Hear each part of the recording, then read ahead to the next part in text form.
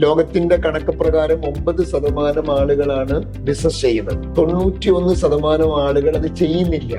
എന്തുകൊണ്ടാണ് ചെയ്യാത്തതെന്ന് ചോദിച്ചാൽ ആ 9% മാത്രമേ റിസ്ക് എടുക്കാനുള്ള താല്പര്യമുള്ളൂ എന്നാണ്. ഇന്റർനെറ്റേ വരാത്ത സമയത്ത് ബൈജൂസ് തുടങ്ങിയിരുന്നു എന്ന് കരുതിക്കോളും. അതെങ്ങനെയാണ് വിജയകരമാകുക? അപ്പൊ ഒരു റൈറ്റ് ടൈമിൽ റിസ്ക് എടുക്കുക എന്നത് വളരെ പ്രധാനപ്പെട്ട. ആ റിസ്ക് എടുക്കരുത് എന്നാണ് നമ്മളെ പഠിപ്പിച്ചത്. പക്ഷെ റിസ്ക് എടുക്കാതെ ഈ ലോകത്തൊന്നുമില്ല എന്ന് കൂടിയാണ് നമ്മൾ മനസ്സിലാക്കുന്നത്. തോമസ് ആൽവ എഡിസൺ ആയിരക്കണക്കായ തവണ പരാജയപ്പെട്ടിട്ടാണ് ബൾബ് കണ്ടുപിടിച്ചത്. അപ്പൊ ഓരോ തവണയും പുള്ളി റിസ്ക് എടുക്കാൻ. പുള്ളിക്ക് എവിടെയെങ്കിലും ജോലിക്ക് പോയാൽ മതി, ഇങ്ങനത്തെ ഒരു സാധനം ഒന്നും കണ്ടുപിടിച്ച് ജീവിതങ്ങളായിട്ട് ആവശ്യമില്ല.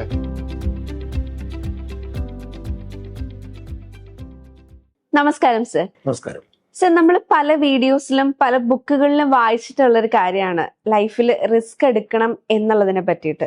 പക്ഷെ പലപ്പോഴും നമ്മുടെ പേഴ്സണൽ ലൈഫിലാണെങ്കിലും ബിസിനസ്സിലാണെങ്കിലും നമ്മൾ എടുക്കുന്ന റിസ്കുകൾ എങ്ങനെ സക്സസ്ഫുൾ ആക്കാം എന്നുള്ള കാര്യത്തിനെ പറ്റി നമുക്കൊന്ന് ഡിസ്കസ് ചെയ്താലോ? റിസ്ക് എടുക്കണം എന്ന് ആരാ പറയണേ? എന്റെ അഭിപ്രായത്തിൽ ബഹുഭൂരിപക്ഷം ആളുകൾ റിസ്ക് എടുക്കരുതെന്നല്ലേ പറയുന്നത്. ഇപ്പൊ നമ്മള് വീട്ടിലൊക്കെ മക്കളെ പഠിപ്പിക്കണത് എന്താ? റിസ്ക് എടുക്കാനാണോ പഠിപ്പിക്കുന്നത്? പക്ഷെ നമ്മൾ പലപ്പോഴും ബിസിനസ്സിലേക്ക് വരുന്ന ഓൺടർപ്രണേഴ്സിന്റെ അടുത്ത് നമ്മൾ പറയുന്ന ഒരു കാര്യമാണ് ബിസിനസ്സിൽ റിസ്ക് എടുക്കണം എന്നുള്ളത്. റിസ്ക് എടുക്കുന്നവര് മാത്രമാണ് ബിസിനസ്സിൽ സക്സസ്ഫുൾ ആകൂ എന്നുള്ള ഒരു കാര്യം. ആയത് റിസ്ക് എടുത്തത് കൊണ്ടാണ്. പക്ഷേ ബിസിനസ്സുകാരെന്ന് പറയുന്ന കാറ്റഗറി എത്രയാണ് ലോകത്ത്? വളരെ വളരെ ന്യൂനപക്ഷമല്ലേ? എന്തുകൊണ്ടാണ് ഓൺട്രപ്രണർഷിപ്പ് ഇത്രയും ശുഷ്കമായി പോയത്? ലോകത്തിന്റെ കണക്ക് പ്രകാരം 9% ആളുകളാണ് ബിസിനസ് ചെയ്യുന്നത്. 91% ആളുകൾ അത് ചെയ്യുന്നില്ല.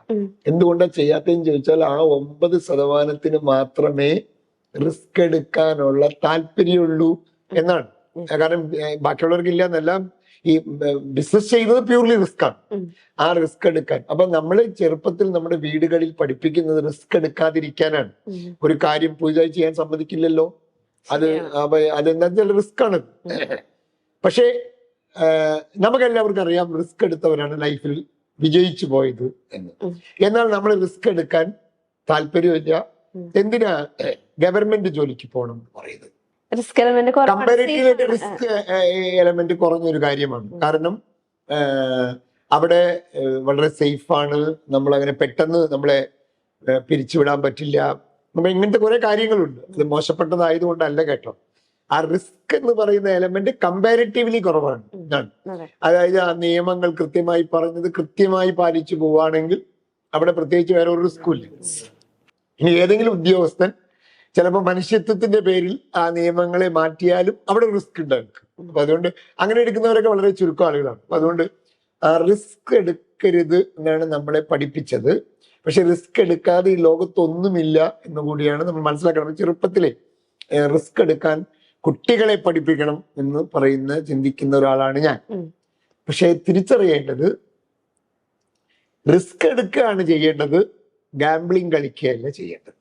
ആളുകൾ ഗാംബ്ലിങ്ങിനെയും റിസ്കിനെയും ഒന്നായി കാണുന്നതാണ് പ്രോബ്ലം. എന്തായിരിക്കും സാർ അതിന്റെ ഒരു ഡിഫറൻസ് എന്ന് പറയുന്നത്? നിങ്ങൾ കാസിനോയിൽ പോയി ചൂതാട്ടം കളിക്കുന്നു, അത് ഗാംബ്ലിംഗ് ആണ്. ഗാംബ്ലിംഗ് എന്ന് പറഞ്ഞാൽ ഒരു ഉറപ്പുമില്ലേ കാശ് കിട്ടുന്നു. നിങ്ങൾ ലോട്ടറി എടുക്കുന്നു, അത് ഗാംബ്ലിംഗ് ആണ്. അതായത് കോടിക്കണക്കായ ടിക്കറ്റ് വിൽക്കുന്നതിൽ ഒരു ടിക്കറ്റിനാണ്, അത് ഒരു ഉറപ്പുമില്ല, ചിലപ്പോ കിട്ടിയേക്കാം. അപ്പൊ അത് ഗാംബ്ലിംഗ് ആണ്. ഗാംബ്ലിംഗിൽ ഒരു ഉറപ്പില്ല. റിസ്ക് അങ്ങനെയല്ല. റിസ്ക് മാനേജബിൾ ആണ്. എന്ത് സംഭവിച്ചാൽ എന്ത് സംഭവിക്കും എന്ന് കൃത്യമായി നിർവചിക്കപ്പെട്ടതിനെയാണ് റിസ്ക് എന്ന് പറയുക. അത് പഠനത്തിന്റെ അടിസ്ഥാനത്തിൽ എടുക്കുന്നതാണ്, റിസർച്ചിന്റെ അടിസ്ഥാനത്തിൽ എടുക്കുന്നതാണ് റിസ്ക് എന്ന് പറയുന്നത്. ബിസിനസ് റിസ്ക് എടുത്ത് ചെയ്യാം, ഗാംബ്ലിംഗ് ചെയ്ത് ചെയ്യരുത്.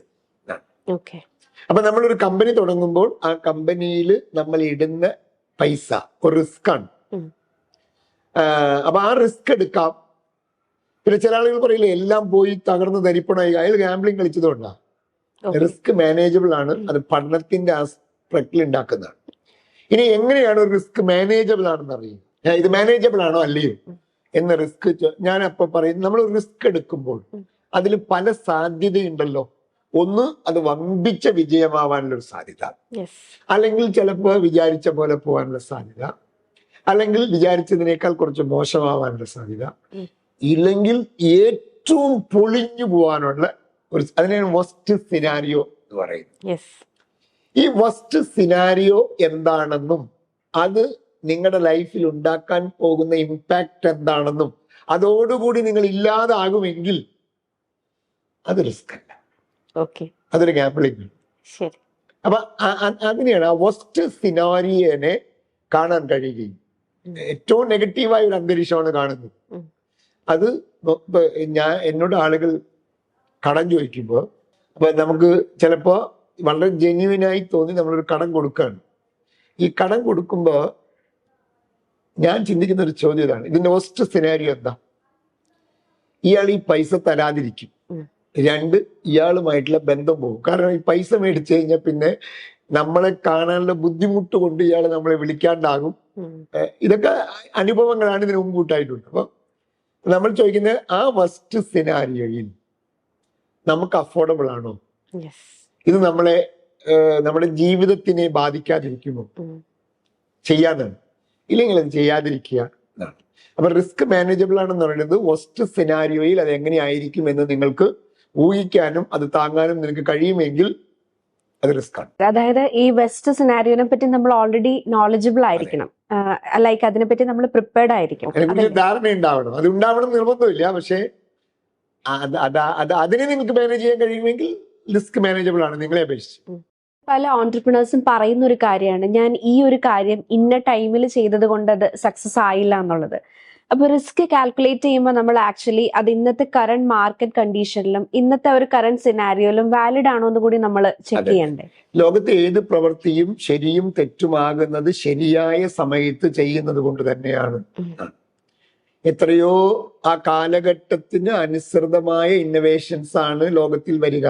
നമ്മള് ഈ നെറ്റ്ഫ്ലിക്സിനെ കുറിച്ച് പറഞ്ഞത്, നെറ്റ്ഫ്ലിക്സ് ഒരു കാലഘട്ടത്തിൽ, അതായത് കറക്റ്റായിട്ട് ആ ഇന്റർനെറ്റുകൾ വന്ന സമയത്ത് വന്നത് കൊണ്ടാണ് അത് ക്ലിക്കായത്. അതുപോലെ ഓരോ കാലഘട്ടത്തിൽ ഇന്റർനെറ്റേ വരാത്ത സമയത്ത് ബൈജൂസ് തുടങ്ങിയിരുന്നു എന്ന് കരുതിക്കോളും.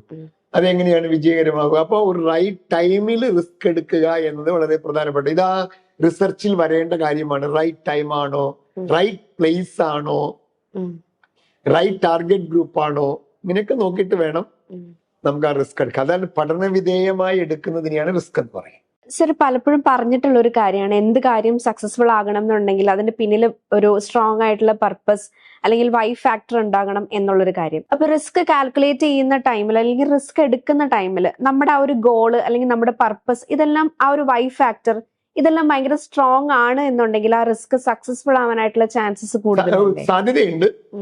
എന്തൊക്കെ നമ്മൾ പ്ലാൻ ചെയ്താലും ഫ്യൂച്ചർ അൺസർട്ടൺ ആയതുകൊണ്ട് അത് പരാജയപ്പെടാനും സാധ്യതയുണ്ട്, അല്ലെ? എത്ര കാൽക്കുലേറ്റ് ചെയ്ത് എത്ര റിസർച്ച് നടത്തി ചെയ്താലും സാധ്യതയുണ്ട്. ആ സാധ്യതയുടെ അളവ് കുറവായിരിക്കാം, സാധ്യതയുണ്ട്. ഇപ്പൊ നമ്മൾ ഭയങ്കരമായി റിസർച്ച് ചെയ്ത് തുടങ്ങിയപ്പോൾ കോവിഡ് വന്നു. അപ്പൊ ആ കോവിഡ് വന്ന സമയത്ത് ചിലപ്പോൾ ഇത് അടിയിട്ടുണ്ടാവും. അപ്പൊ അങ്ങനെയൊക്കെ സംഭവിക്കാം, അപ്രതീക്ഷിതമായി സംഭവിക്കാം. പക്ഷെ അത് നിങ്ങൾ അലട്ടാതിരിക്കണമെങ്കിൽ നിങ്ങൾ ഈ റിസ്ക് എടുത്തതിന്റെ പിന്നിൽ ഒരു വിഷൻ ഉണ്ടാകണം. നിങ്ങളെ നയിച്ച ഒരു സാധനം, അതായത് ഞാൻ ഇന്നതിന് വേണ്ടിയിട്ടാണ്, പർപ്പസ് ഡ്രിവൻ എന്ന് പറയും. നമ്മളെ നയിച്ചത് ഒരു പർപ്പസും ഒരു മിഷനുമാണ് എങ്കിൽ അത് നിങ്ങൾക്ക് പരാജയപ്പെട്ടാലും നിങ്ങളെ അത് കാര്യമായി ബാധിക്കില്ല എന്നതാണ്. കാരണം അതിനൊരു വലിയ സംഭവം ഉണ്ടായിരുന്നു, നിങ്ങൾ അതിനു വേണ്ടിയിട്ടാണ് പോയതെന്നാണ്. എത്രയോ മനുഷ്യന്മാർ ജീവിതത്തിൽ നടത്തിയ സമരങ്ങൾ പരാജയപ്പെട്ടു. വലിയ ആളുകൾ ചെയ്ത പല സമരങ്ങളും പരാജയപ്പെട്ടിട്ടുണ്ട്. പക്ഷേ അതിൽ അവർക്കൊരു കുറ്റബോധമില്ല. അതിൽ എന്തുകൊണ്ടാന്ന് ചോദിച്ചാൽ അവർ യഥാർത്ഥത്തിൽ ആ ലോകത്ത് ഒരു റിസ്ക് എടുത്തതാണ്, അല്ലെ?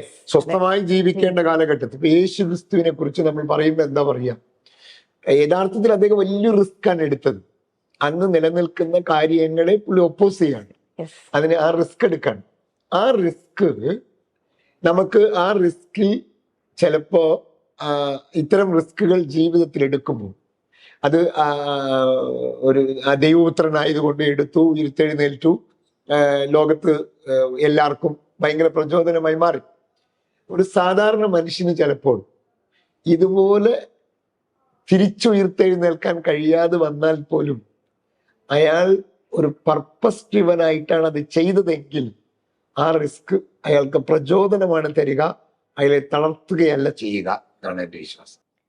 സർ, അതായത് സർ പറയുന്ന നമ്മളുടെ വിഷൻ ഭയങ്കര ഗ്രേറ്റ് ആണെങ്കിൽ അല്ലെങ്കിൽ വളരെ വലുതാണെന്നുണ്ടെങ്കിൽ അതിനുവേണ്ടി നമ്മൾ എടുക്കുന്ന റിസ്കുകൾ എന്തെങ്കിലും ഫെയിൽ ആയി പോയാലും ഇറ്റ്സ് ആക്ച്വലി ആൻ ഇൻസ്പിറേഷൻ അല്ലേ?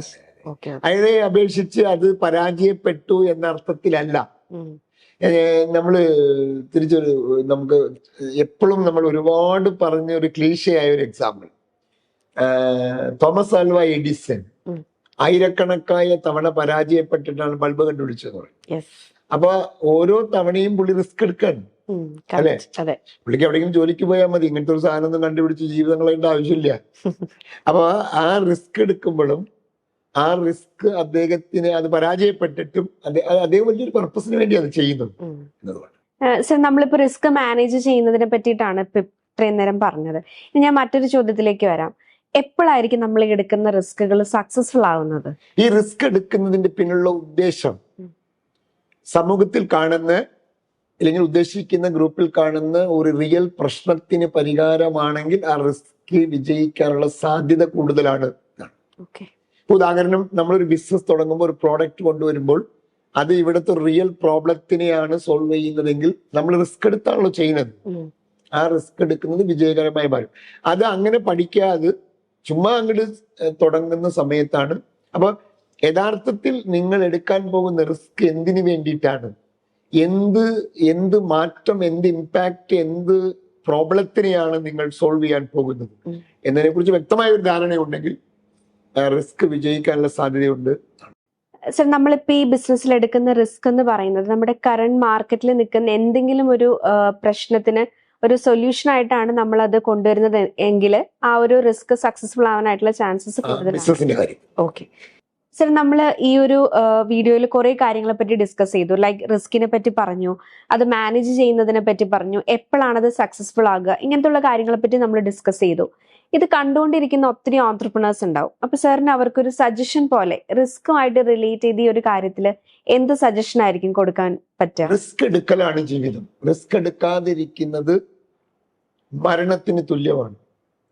നിങ്ങൾ ശവക്കുഴിയിൽ മാത്രമേ റിസ്ക് എടുക്കാതിരിക്കുന്നുള്ളൂ, ബാക്കി എല്ലാ സ്ഥലത്തും റിസ്ക് ആണ്. ഞാൻ ഈ വർത്താനം പറയുന്നത് റിസ്ക് ആണ്. എന്റെ വായിൽ നിന്ന് എന്തെങ്കിലും തെറ്റ് വന്നാലോ, ഞാൻ ഇന്ന് കാർ ഓടിച്ചാണ് വന്നത്, അത് റിസ്ക് ആണ്. വേറെ ആരെങ്കിലും വന്ന് ഇടിച്ചാലോ, ഞാൻ കണ്ടുമുട്ടുന്ന ആളുകളോട് വർത്താനം പറയുന്നത് റിസ്ക് ആണ്, കാരണം അവരെന്നെ തെറ്റിദ്ധരിച്ചാലോ, ഞാൻ ചെയ്യുന്ന ബിസിനസ് റിസ്ക് ആണ്, കാരണം ഇതിനെ ആളുകൾ ഉപേക്ഷിച്ചാലോ, നമ്മളൊരു ക്ലാസ് എടുക്കുമ്പോൾ ആളുകൾ നമ്മളെ കുറ്റം പറഞ്ഞാലോ. അപ്പൊ ജീവിതത്തിൽ ഉടനീളം നമ്മൾ ചെയ്യുന്ന പരീക്ഷ എഴുതാൻ പോകുന്ന റിസ്ക് ആണ്, കാരണം തോറ്റുപോയാലോ. അപ്പോൾ ഈ റിസ്ക് എടുക്കാതെ ജീവിക്കുക എന്ന് പറഞ്ഞാൽ നിങ്ങൾ ശവമായി ജീവിക്കുക എന്നാണ് അർത്ഥം. അതുകൊണ്ട് ജീവനുള്ള ജീവിതമാണ് വേണ്ടതെങ്കിൽ, പെർനാക്ഷ പറഞ്ഞിട്ടുണ്ട്, ഈ ലോകത്ത് കുറെ എണ്ണം മരിച്ചു, കുഴിച്ചിടാത്തത് കൊണ്ട് ഇങ്ങനെ നടക്കാണ്.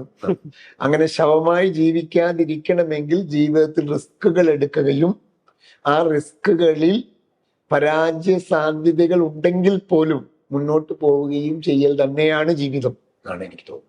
സർ, വളരെ ഇൻസൈറ്റ്ഫുൾ ആയിട്ടുള്ള ഒരു ടോക്ക് ആയിരുന്നു ഇത്. ഇത് കണ്ടുകൊണ്ടിരിക്കുന്ന ഓൺട്രപ്രണേഴ്സിനും എല്ലാവർക്കും ഈ ഒരു ടോപ്പിക് വളരെ ഇൻസൈറ്റ്ഫുൾ ആയിട്ട് അവരുടെ ലൈഫിലും അപ്ലൈ ചെയ്യാനായിട്ട് പറ്റട്ടെ. ഇനിയും നമ്മൾ നല്ലൊരു ടോപ്പിക്കുമായിട്ട് വരുന്നതായിരിക്കും. So thank you so much for your time.